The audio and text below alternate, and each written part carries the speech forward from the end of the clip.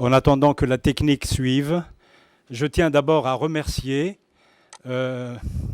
l'Université ouverte de Catalogne pour, avec évidemment en collaboration avec mon ami Mustafa Chelif, pour avoir eu l'idée, pour la première fois à mon avis, d'intégrer dans une formation de cette sorte un vrai cours d'histoire des activités scientifiques en pays d'islam. Et effectivement, c'est une nouveauté. Et si vous pouvez en faire un élément de publicité, faites-le. Alors, en 15 minutes, bien sûr, je n'ai pas le temps de vous présenter le contenu des 13 cours que je souhaite donner. Et donc, je vais juste vous donner, au-delà du contenu, qui est très très riche, quelles sont les grandes orientations. Il s'agit bien sûr de sciences dites exactes, mais dans la civilisation de l'islam, il n'y a pas le mot exact, il y a le mot science, tout court. Et donc, pour distinguer les sciences exactes des autres sciences, on parle essentiellement des sciences des anciens, avec un grand A. C'est-à-dire d'origine grecque, à 80%, mais aussi d'origine indienne, d'origine mésopotamienne, d'origine égyptienne et peut-être chinoise. Et puis, il est impensable, dans la mentalité des scientifiques des pays d'islam, en tout cas jusqu'au XIVe siècle, de dissocier activité scientifique, pensée scientifique, pratique scientifique et, à un degré ou un autre, la philosophie. Et donc, je ne suis pas qualifié pour parler de la philosophie, mais quand on parle de science en pays d'islam, il y a toujours la philosophie qui est gardienne du temple de la science, soit d'une manière visible, soit d'une manière invisible, mais pas très éloignée. Alors, je vais diviser mon propos en 3 parties, qui ne seront pas distinguées comme ça dans les cours. Ce n'est pas nécessaire, mais en fait, pour les buts qui nous relient tous ici, qui ont déjà été évoqués par Madame la Présidente de l'Université ouverte de Catalogne, ces buts étant le dialogue et non la confrontation.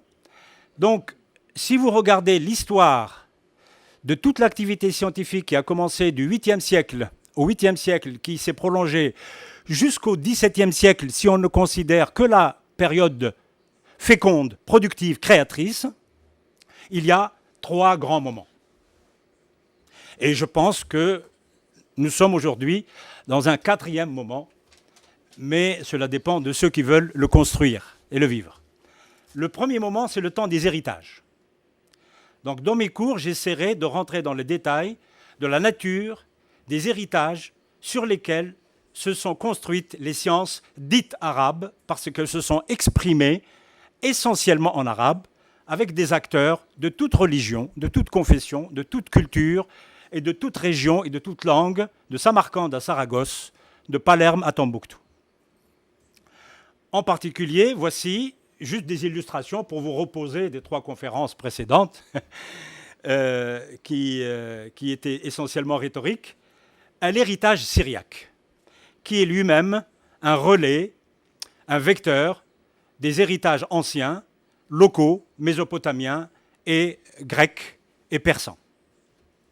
L'héritage indien, en sciences, c'est essentiellement de l'astronomie et de la trigonométrie. Tout cela sera bien sûr détaillé dans les premiers cours.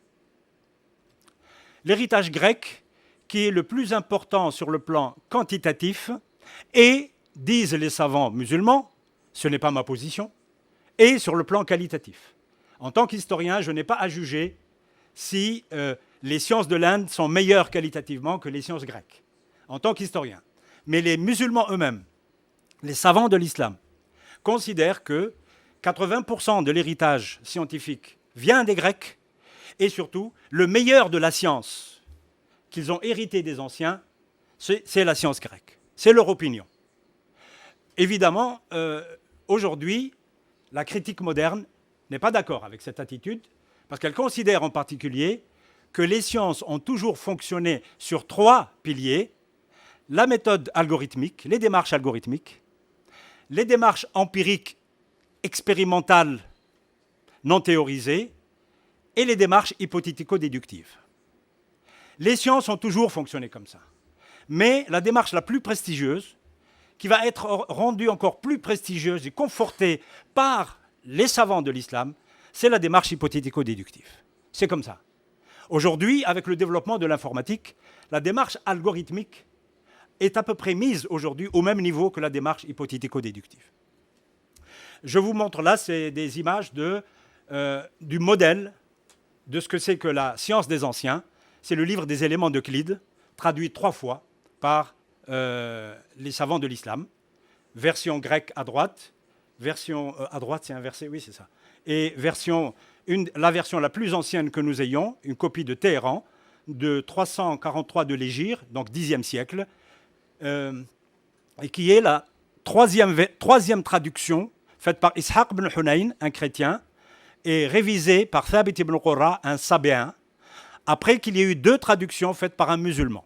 Donc à travers cet exemple seulement, qui est le démarrage, c'est-à-dire nous sommes au moment des héritages, Madame la Présidente, nous avons déjà la contribution d'acteurs de la science qui sont de 3 confessions, sans parler des cultures et sans parler des langues.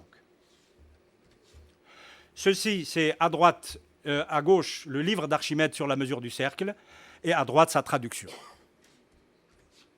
Ici, c'est une page d'un livre de Galien. Galien, comme vous le savez, était déjà présent pendant un certain temps, pendant longtemps à Alexandrie. Alexandrie a été le relais de la médecine grecque dans le monde musulman, essentiellement. Et évidemment, Galien va être la grande référence de toute la tradition médicale ancienne, avec évidemment à côté Hippocrate, et puis à côté aussi une tradition indienne qui n'est pas bien connue. Alors, ce qui n'est pas connu, c'est surtout, puisque je suis en Espagne, c'est l'héritage latin. Ce sont des recherches depuis à peine 25 ans que nous allons enseigner à nos étudiants, qui montrent que les musulmans, quand ils arrivent, les premiers musulmans du Maghreb en particulier, quand ils arrivent dans la péninsule ibérique, eh bien, ils trouvent un héritage latin.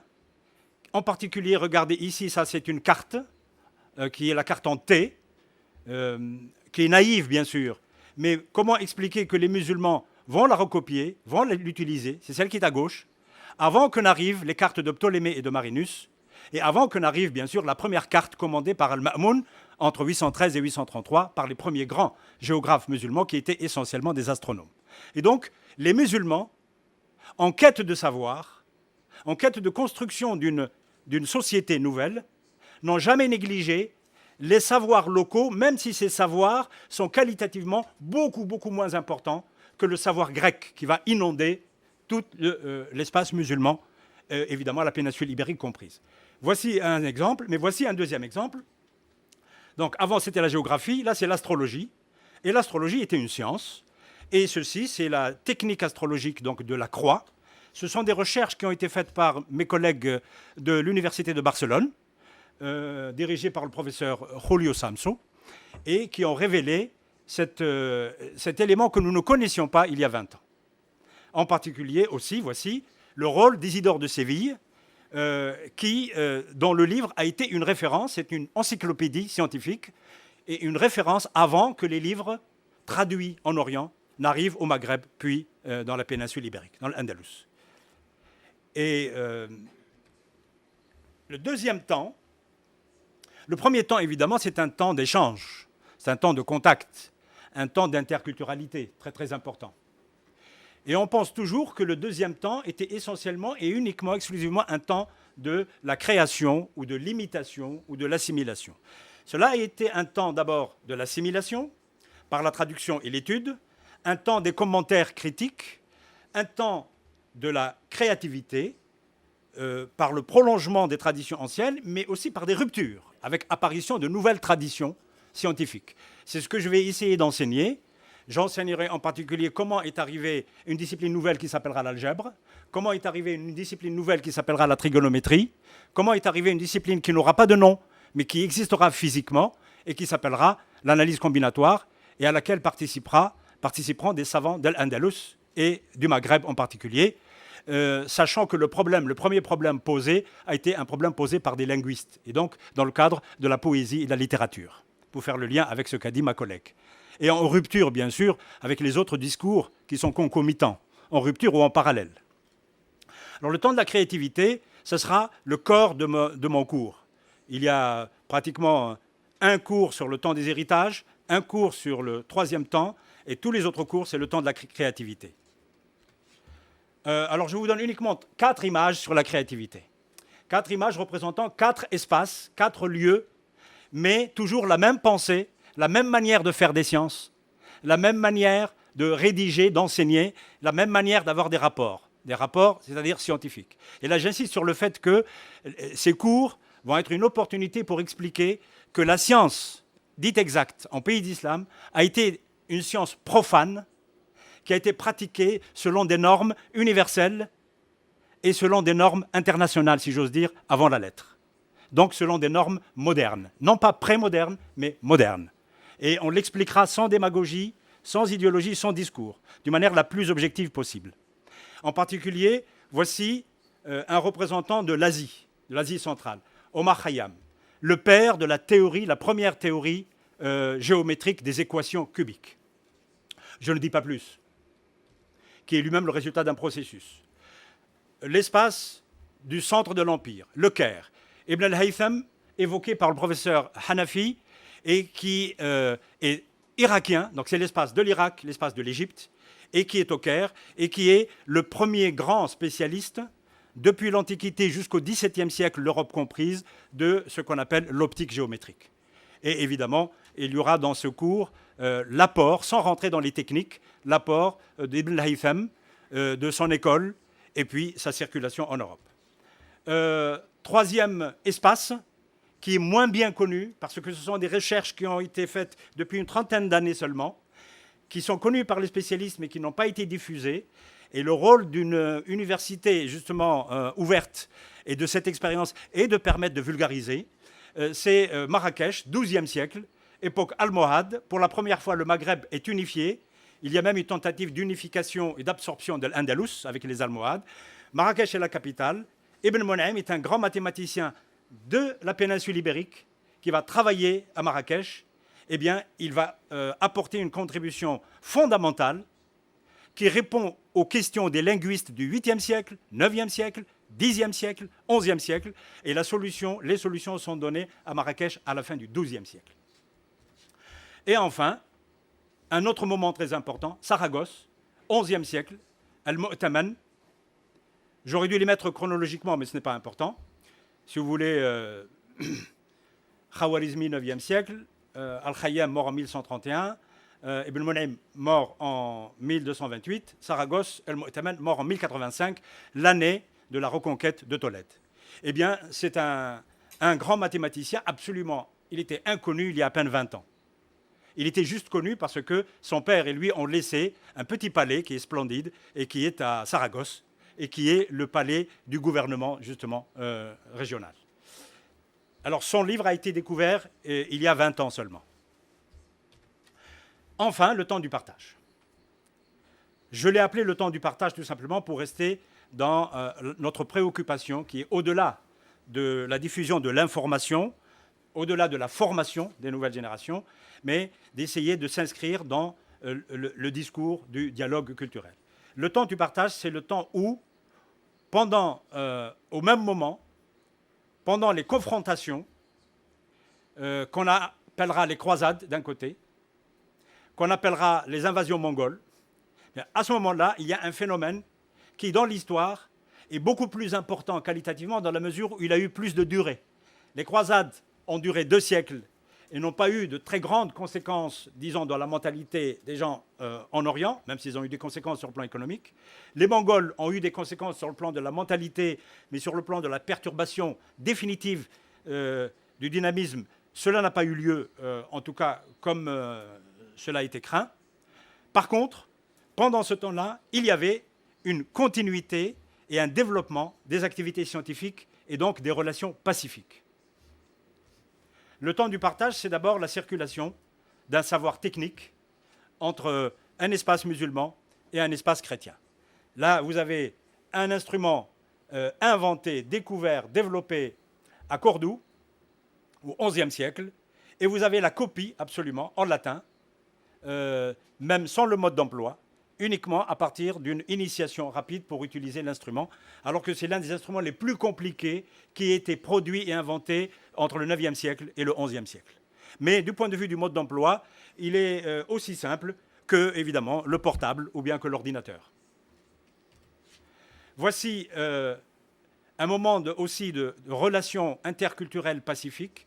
C'est le rôle des minorités juives, en particulier au Maghreb et en Andalous. Et parmi les représentants de ces minorités, voici un exemple, Abraham Barhiya de Cordoue. Je prends cet exemple parce que, précisément, un de nos maîtres, qui s'appelle Milas Valikrosa, professeur à Barcelone, qui a étudié Az-Zarqali, l'inventeur de l'instrument de tout à l'heure, et qui a publié le livre de la géométrie d'Abraham Barhiya.